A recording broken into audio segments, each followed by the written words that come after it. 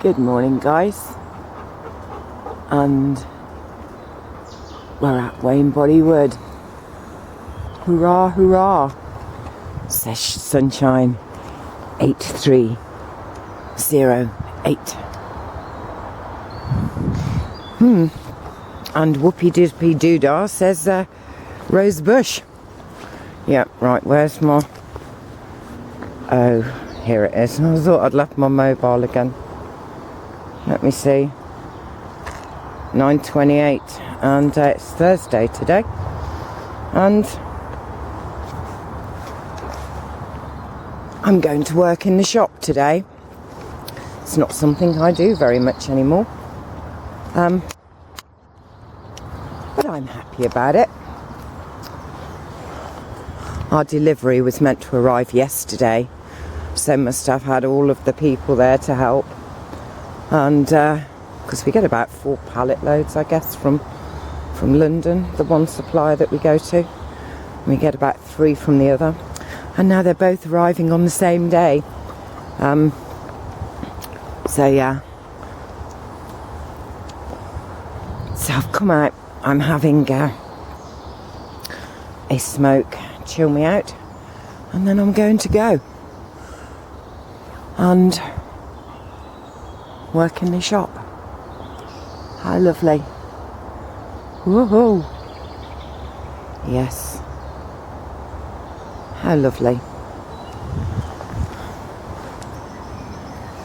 And I was watching the World Naked Bike Ride that's happened over the past few days all around the world.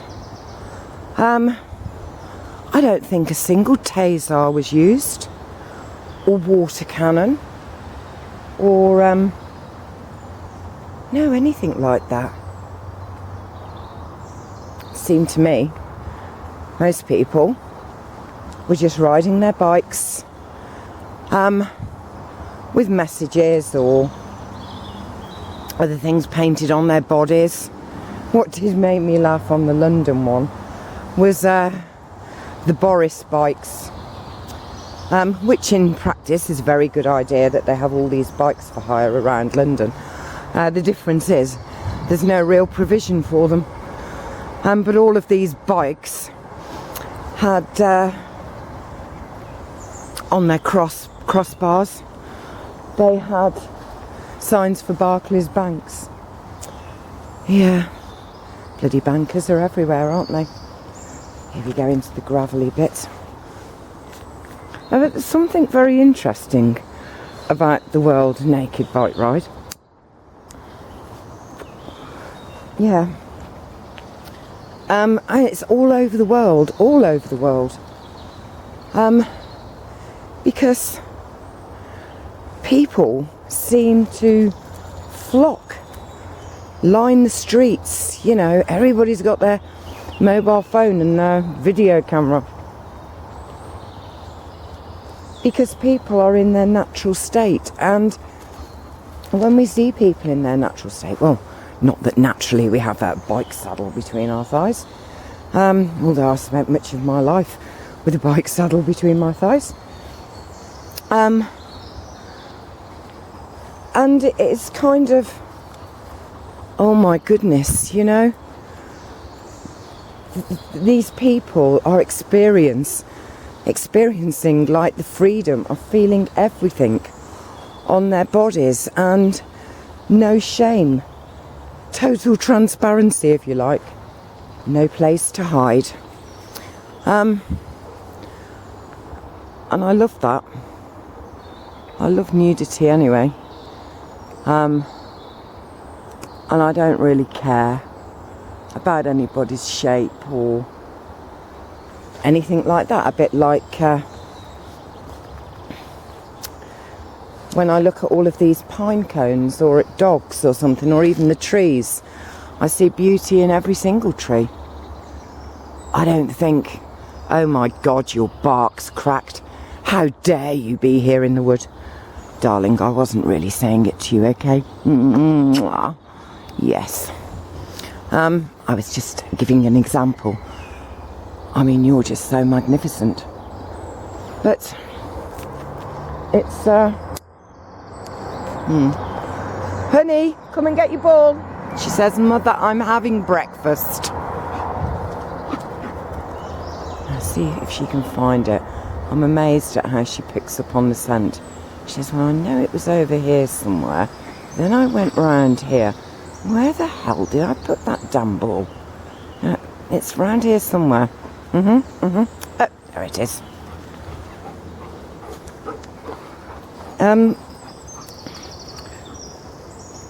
Yeah,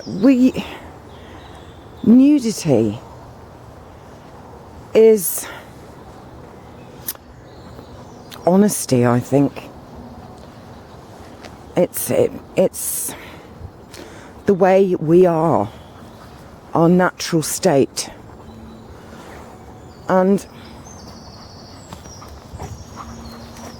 we get so hooked up on, well, we've had this rammed down our throat for so bloody long about perverts and paedophiles and, you know, men would gawk at the women's bodies. Well, you know, maybe some men gawk at the men's bodies too, but that's never kind of mentioned, is it? It's all about, you know, people focusing their attention on people's butts or people's boobs. Well, I suppose in some cases men's pricks. But that's because they remain hidden. You know, it's the kind of don't look, the amazing kind of word don't, which just translates to look. Whenever we say don't, people always do what we're telling them not to do.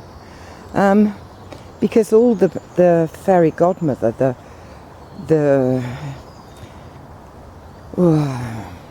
inner being really hears, as it doesn't really understand negatives, because nothing is negative really, is look. And as I've said many times, it's like when you say to someone, don't look now, but behind you, and the first thing they do is turn their head behind them, and you're kind of, what? But then if they said the same thing to you, you would do exactly the same.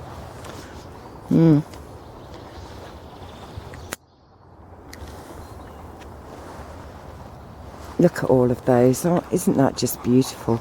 A waterfall of pine cones. Delightful.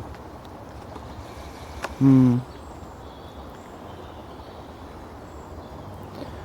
don't know.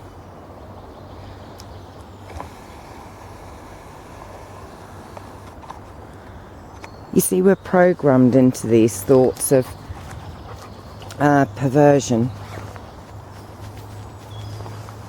And it builds on our fears, you know. It's probably the greatest fear most parents have for their children. And so we protect them, everything is covered up. And then these very same people look at, say, women in Afghanistan who cover every part of their body. Well, used to. It's meant to have changed, aren't we? Meant to have liberalised Afghanistan. Really. But I'm sure many of the women there still hold to the old traditions. Well, they're not even really old traditions in the scheme of things. Oh, it's raining. Oh, thank you. Yeah, it rained last night as well. Wonderful. So this grass is beautifully wet, which of course is incredibly beneficial. But I mean, the thing with it all was, when you look at the videos, yes, there's people there in clothing, and yes, there's people there who have had their bodies painted or whatever else. But the ones everyone was looking at were the naked ones. You know, and I wrote in my book about this actually, about our insecurities and about how when we're out and say it was me and my staff and we're out somewhere and he sees a beautiful woman or a beautiful man, but we say woman in this case as we're in a male-female relationship, so I know that my staff at this point prefers women. So that has been kind of pummeled into my head that every other woman is a threat. And so when we're out together, if I was in that kind of programme state, every beautiful woman that passed, I would have to watch, is he looking? Is he noticing? Oh, maybe he prefers to look at her to me. Oh, he'll see all of my inadequacies in a physical sense. If she is more beautiful and abundant than I am. And of course that's a load of rubbish. And we all look at things that are beautiful. I come out every day to look at things that are beautiful because we are attracted to things in their natural state.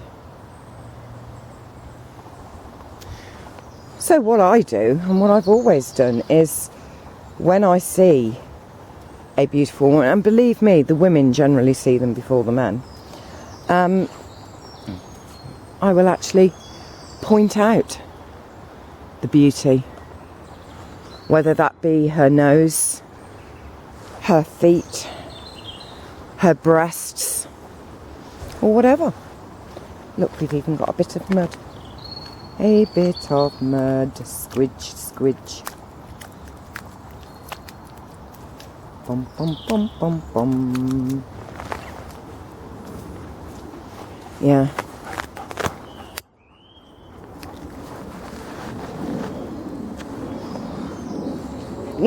It's everything is better in the raw. Everything. And it's better for you. I found that out with raw food. Which my staff and Faye and I and Kate have decided it's time to get back to, really. But everything is better in its raw state.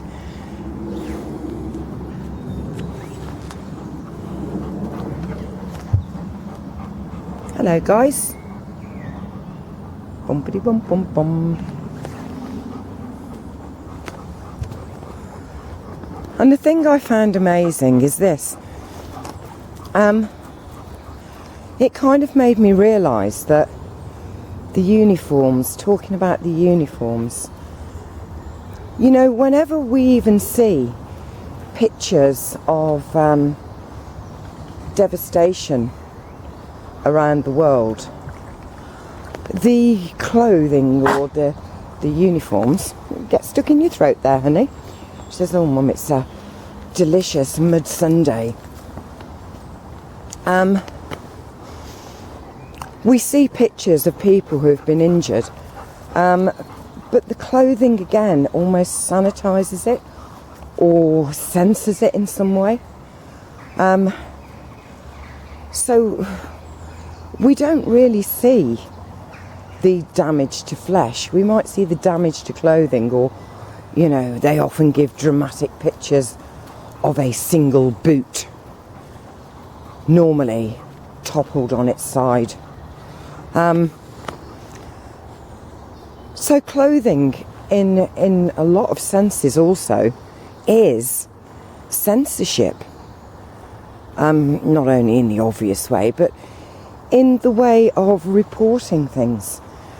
Why was it that in the 70s, was it, or 60s, I can't even remember when now, but when the Vietnamese girl was running down the road, there were so many other children there, so many other children, so many other people. What was so powerful about that image? Because we didn't actually see any blood,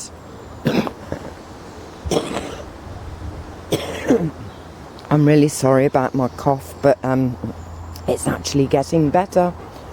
No, we didn't see any blood. Her arm wasn't hanging off. No, we just saw a young girl naked running down the street. And that affected so many people, much more than if we see pictures of bomb blasts or so on, where the people are clothed. I know it's crazy, but it's the raw state. The raw state.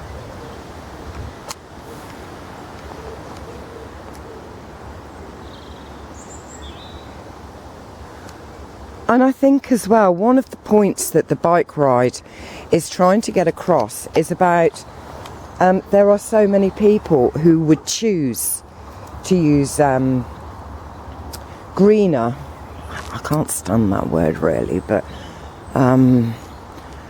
you know, I can't think of another one because I don't like any of the words that go with it, because I don't necessarily believe in them. But if we say people are trying to be green or eco-friendly, and believe that, you know, if everybody rode bikes, then global warming would cease and blah, blah, blah, blah, blah. But,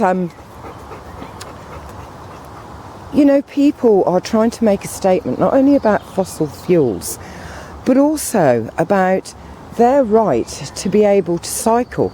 There are paths for pedestrians. There are roads for cars,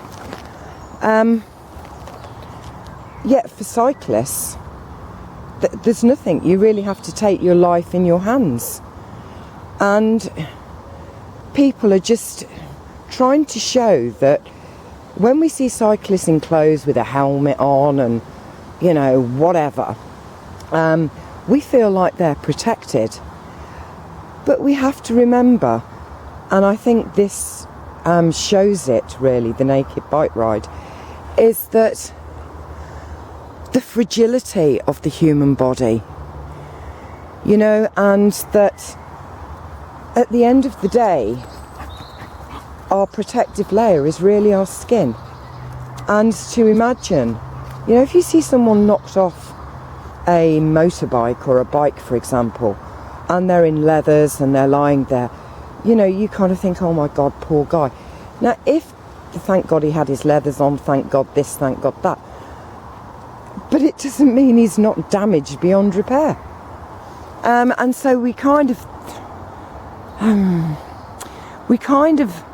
think that protection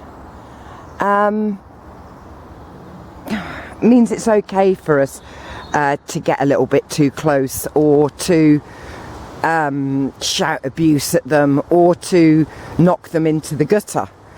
You know, they're all right, they've got shorts and a t-shirt on. I mean, I think one of the things it's trying to show is that people have a right to be safe. And if you see someone naked on a bike, you would give them more room. You just generally would give them more room. You would slow down. Yes. Anyway, I thought it's fantastic. You had all of this going on all over the world. And people turned out and lined the cyclist routes, and people joined along the way. You didn't really see a police presence. You didn't really see the riot vans hidden around corners with a lot of kind of thugs ready to just go out and attack. Do you know what I mean? And maybe they'd think twice about raising a baton against somebody if they can see what it does to their body, because there's no clothing there. Hey ho. Anyway, yes. Next year, I'm going to do it. I've said to my staff, you know, this year it was crazy. There was so much going on with Samira.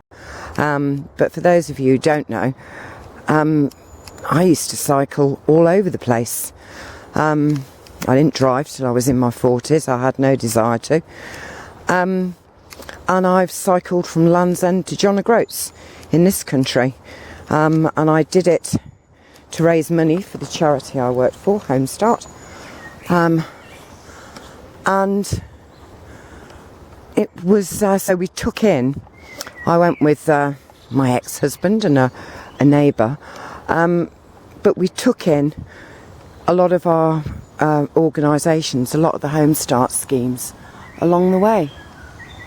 So in total we did 1,060 miles, and it took 11.5 days, and we towed on our bike, was packed with our sleeping bag, our 2-man tent, any washing gear that we needed, and basically we just had 3 sets of cycling shorts and whatever, a set of wet weather gear, and that was it. So we were averaging about 100 miles a day, and the most beautiful part of it all was Scotland. Scotland was just, divine, absolutely divine. We were able to go down very small roads. There's some places it was like this. It was just gorgeous, man. Now, if I could have done that naked, I can just imagine what the free ride when we actually got to Scotland up by the ski lifts, and then we had to cycle down this road, which was, oh my goodness, it was like out of a car advert. It was just incredible. And the speed, and just to see this road winding down in front of you was just, something I'll never forget. So yes, next year I shall do it, and take my video, and maybe get a tandem actually, so that I can video it all, put my stuff on the front. We have been for a tandem ride before. Yeah, it was very, very nice. Ho ho, look at you. How delightful. Now imagine if I turned around this corner and instead of seeing these beautiful flowers, they had like hats on and, shorts. It wouldn't look so beautiful at all. But you are stunning. Yes, you are.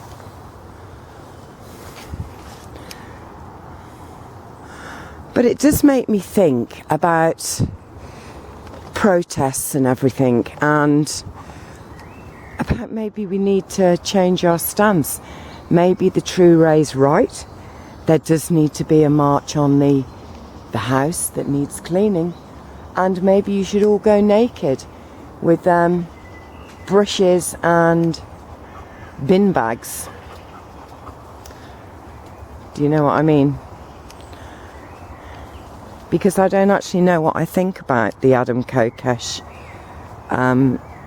Part of me says, yeah, right on Adam, you do it, guy. And I hope thousands of people turn up to support you. And then there's another part of me that kind of thinks, well, Adam Kokesh is well loved. I used to follow his blog, Adam versus the Man. He is loved by vets and soldiers alike, and who knows, I mean, serving service people alike, and maybe there is a greater plan than we are aware, and if people don't turn up in numbers, the greater plan will not be allowed to or have the power to do what it needs to do. Maybe there are people who we think are guarding the White House who in fact are patriots as well, and can see that they have been turned into goons and want to hold their heads up high as defenders of the freedoms of the citizens of their country. I don't know. Anyway, I think I've chatted for long enough now. And I guess it'd be nice to leave you with these beautiful rhododendrons, I think they are. But they could be azaleas. Maybe azaleas and rhododendrons are the same thing. Who knows, eh? I'm sure lots of you do. But I think I'm just going to leave it there now. And go and get ready to go to work. Ebby's kind of saying, oh, come this way, Mum. There's something wonderful down here. Honey, where's your ball? So, those are my thoughts, really. Yes. I think maybe protests need to be done in the nude. And they really have set a precedent anyway with the World Naked Bike Ride, which has been going for a while now, and just gets bigger and bigger and bigger. You know, it has been allowed, so... And anyway, who the hell has the right to tell you whether you can wear clothes or not? Ooh. Life. Right. Come on, girls, I'm going this way. Ooh, prickly holly leaves. A bit of acupuncture. Go through this way. So, maybe we need to give some thought to not only what clothes do to us as defining who we believe ourselves to be or the role that we're playing, but also clothes and how they're used to censor us, not just in censoring sexuality and nudity, but in censoring what is really going on. And remember that picture. Go and take a look at it again, of that young girl. Yes. Okay. I think I shall go now.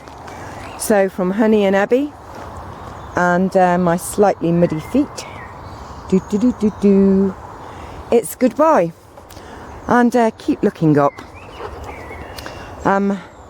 You might see a naked sky. Wouldn't that be lovely, eh? And remember to enjoy life, live it. And stop being so prudish. You know, it's a body. It was designed by the Creator, by God. It's meant to be loved and admired for what it is. Okay, love you all. Bye.